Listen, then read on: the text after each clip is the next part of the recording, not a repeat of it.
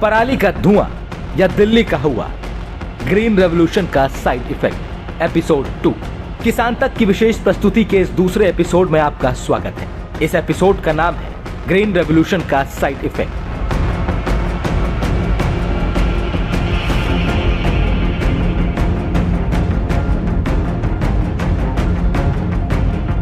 आगे बढ़ने से पहले एक बार क्विक रिकॉल कर लेते हैं पहले एपिसोड के वो 10 तथ्य।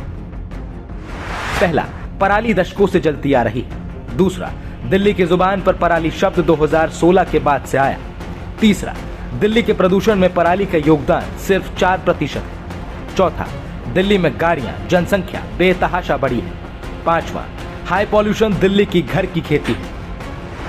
छठा, दिल्ली में 365 दिन प्रदूषण बना रहता है। सातवां, दिल्ली में पॉल्यूशन का उत्पादन कभी कम नहीं होता। आठवां, दिल्ली के पॉल्यूशन में पराली का योगदान 10 दिनों तक रहता है। नौवां, 1995 में कंबाइन मशीन आने से पराली की प्रॉब्लम शुरू हुई। 10वां, अब 25 साल बाद पराली काटने की मशीन आई है। इन 10 तथ्यों को याद करने के बाद एक बार फिर किसानों के खेत का रुख करते हैं, जहां पर कंबाइन मशीनों की छोड़ी पराली की वजह से किसानों को विलेन की तरह देखा जाने लगा। किसान के पास पराली से छुटकारा पाने के 2 तरीके हैं। पहला ये कि वो या तो पुराने तरीके से खेत से पराली को काट ले और पशुओं के चारे के लिए रख ले। 2-3 दशक पहले तक सभी किसान यही तरीका अपनाते रहे हैं।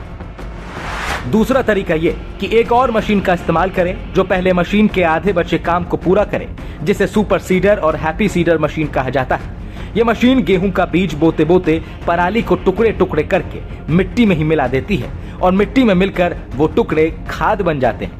लेकिन पहले वाले काम में बहुत वक्त भी लगता है, बहुत मेहनत भी लगती है और मजदूरी पर भी खर्च बढ़ जाता है।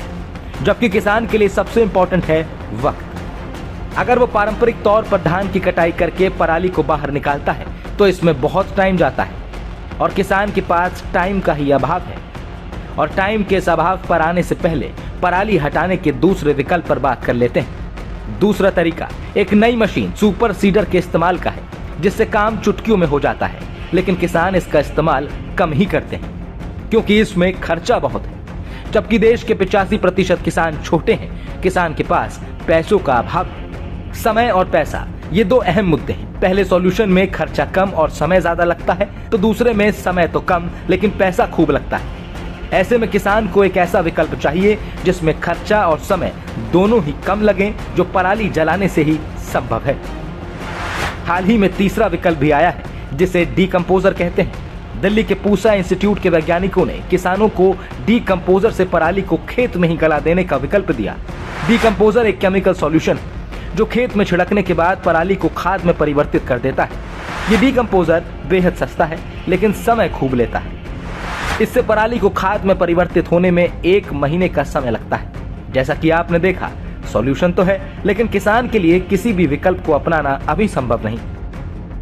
वो जो हमारा पराल है उसको कटाई करने के लिए जो भी मशीनें आती हैं, वो कोई भी मशीन 1.5 से लेकर 2.5 लाख के बीच में आती है।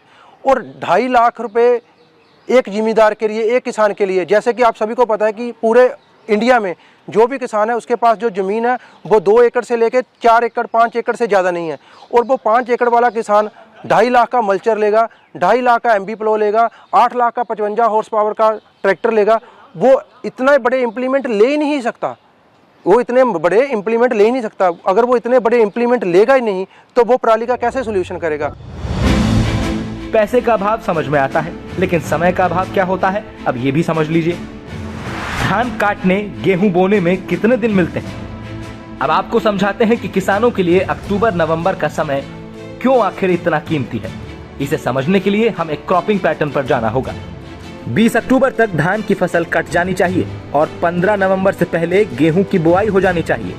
यानी दोनों फसलों के बीच अधिकतम 25 दिन का ही समय मिलता है। इन 25 दिनों के अंदर किसान को फसल काटनी होती है, पराली हटानी होती है और दूसरी फसल की बुआई करनी होती है। लेकिन अक्सर ये टाइम कम भी हो जाता है। जैसे इस साल मानसून लेट होने से मध्य अक्टूबर तक धान की फसल तैयार नहीं हो सकी।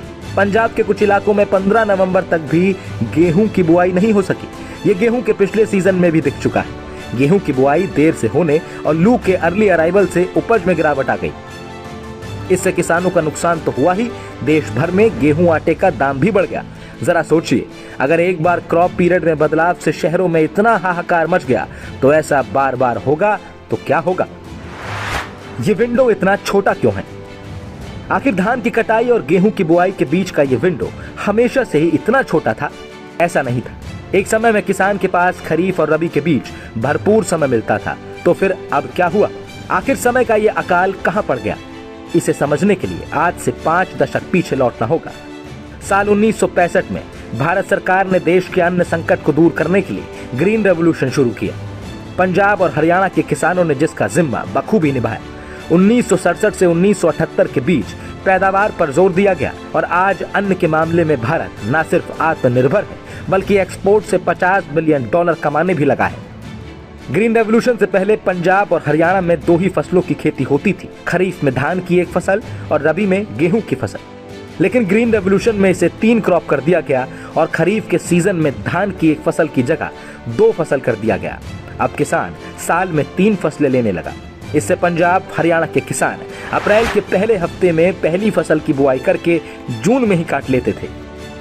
सरकारों ने चूंकि पंजाब और हरियाणा की खेती में खरीफ की 2 फसलों को शामिल कर दिया, इससे इन 2 राज्यों में खेती के पैटर्न के साथ कई बदलाव आए।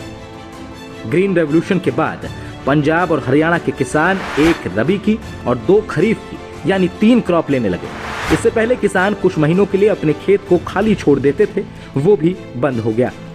इसके अलावा पहले की तरह अगस्त में खरीफ की दूसरी फसल काट लेने के बाद तैयारी के लिए जो 2 से ढाई महीने मिलते थे, वो 2 से ढाई महीने किसानों से छिन गए। साफ है, एक क्रॉप से दूसरे क्रॉप पर जाने के बीच का समय घट गया।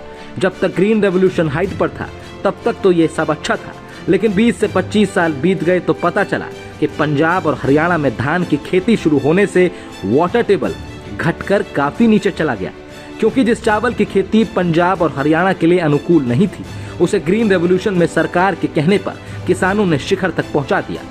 इसका अंदाजा आप इसी से लगा सकते हैं कि 60 के दशक में पंजाब में धान की कुल खेती क्षेत्र के करीब 5-7% हिस्से पर ही होती थी, लेकिन अब खरीफ सीजन में 80% एरिया में धान की ही खेती होती है। इसका असर पंजाब के ग्राउंड वाटर लेवल पर भी दिखा। CRRID की एक रिपोर्ट के मुताबिक ग्रीन रेवोल्यूशन के बाद पंजाब में चावल की खेती वाले क्षेत्रों में हर साल 25 से 30 सेंटीमीटर वाटर लेवल घटने लगा था। अब हरियाणा के 142 ब्लॉकों में से 85 ब्लॉक डार्क जोन में चले गए हैं, जहां पर पानी 100 फीट से भी नीचे तक चला गया है, जबकि पंजाब के 138 ब्लॉक्स में से 109 ब्लॉक डार्क जोन में चले गए हैं, जहां जगहों पर वाटर लेवल 200 फीट से भी नीचे चला गया है।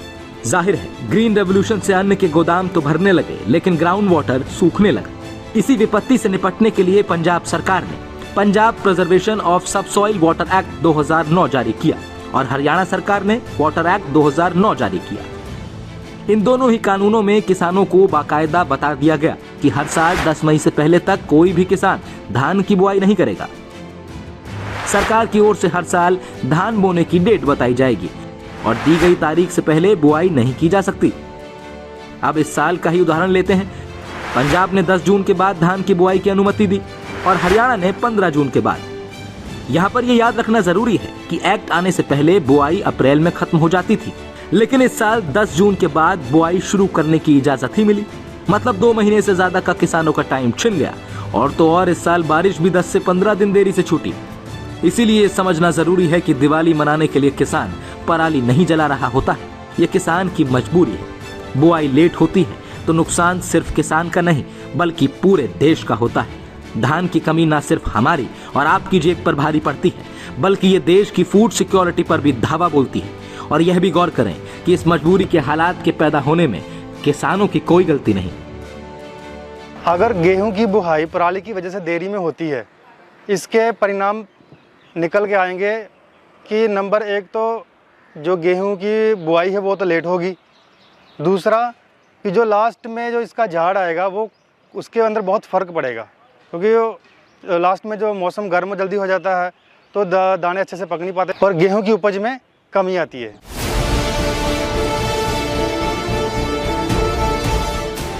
ग्रीन रेवोल्यूशन के तहत खरीफ की 2 फसल लेने का निर्णय सरकार और वैज्ञानिकों का था, न कि किसानों का।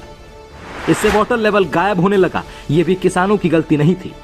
खरीफ की दूसरी फसल को मई महीने तक देर करने का निर्णय भी किसान का नहीं था। इससे खरीफ और रबी के बीच की अवधि और भी घट गई। ये भी किसान की गलती नहीं थी। 90 के दशक में फसल काटने का आधा अधूरा मशीनीकरण हुआ, जिससे पराली खेत में ही रह जाती थी। ये भी किसान की गलती नहीं है। अगर पराली हटाने के पूर्ण मशीनीकरण में 25 साल लग गए तो ये भी किसान की कोई गलती नहीं हो सकती। इस बीच अगर दिल्ली का प्रदूषण आसमान छूने लगा तो ये दिल्ली वालों को खुद का दिया हुआ तोहफा है। इसमें किसान का हाथ नहीं। सरकारें 25 साल तक सोती रहीं। 2016-17 तक पराली हटाने के लिए मशीनीकरण की ओर ध्यान ही नहीं दिया। 16 के बाद जब दिल्ली में हाहाकार मचने लगा, मशीनीकरण के बारे में सोचा जाने लगा। अगर समय रहते मशीनीकरण व्यापक रूप में पहले ही हो जाता तो अब ये होड़ नहीं लगती। यहाँ पर भी किसान बेकसूर है। देखिए, अब घर के सारे बदल डालूंगा, सिर्फ बल्ब के विज्ञापन में ही हो सकता है। लाखों किसानों की लाखों हेक्टेयर जमीन पर मशीन चलानी हो तो वक्त तो लगता ही है। किसान यहाँ भी हेल्पलेस है। एक और बात, 80% किसान वित्तीय दृष्टि से मशीन का खर्च उठाने के लिए सक्षम तक नहीं है। जैसा कि आपने देखा, 60 वर्ष से किसान वो सब करता आया है जो सरकारें कहती आई हैं और अन्न के भंडार भरता रहा है। लेकिन अपनी जेब काट कर तो आपकी थाली नहीं भरेगा ना। अगले यानी तीसरे एपिसोड में आपको बताएंगे कि कैसे हरियाणा और पंजाब में पराली की प्रॉब्लम कंट्रोल में आने लगी है, लेकिन क्यों आखिर दिल्ली में प्रॉब्लम बनी रहेगी। देखते रहिए किसान तक।